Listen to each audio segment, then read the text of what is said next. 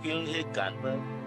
ประเทศเธอเมืองใต้เฮาเจ้าคุณสาหือคุณหอคำยาผิน อันจือลือตูกับผา Tao sức tài hôm còn còn quân mương hào Biển dài gan trôi thiam gan trôi bán gan เพราะว่าเจ้าคุณสาผู้นำตับซึก MTA ในอันอำฮู้จักมันเจ้าอำซูมีจือได้ก็ตีห้องว่าเจ้าคุณสาอำนั้นใจทุนสามานเขาได้ตีห้องมันเจ้าว่าอู้เทียดอ่าวว่าไหนเมื่อยามหนังนั้นตับซึก MTA ได้เปลี่ยนอันแห้งใหญ่เต้ๆว่าแหละอำว่าจุ่มไหลก็อำฮัดเขาตึกเขายืมมันเจ้าก็เลยสร้างอินแห้งเต้ๆว่า เราเพียงเหตุการณ์เมืองประเทศเธอเมืองใต้เฮา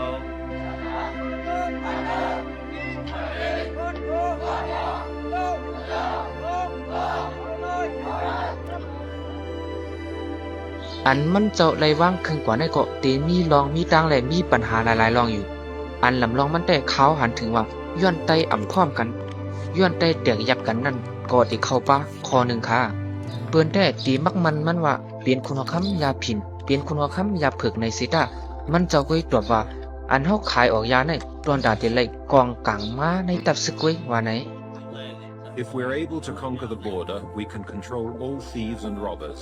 We can stop all the fighting in both countries. And I can control 80% of the heroin trade. เขาชิงไหลปากน้องแก่สิบ เย้าก็ข้อความเจ้าคุณสาอันมันยามลาดไว้ว่าลองยบย่อมหลงไต้สีเปิงนั่นตื้นโหลเมในค่ะหมายหนึ่ง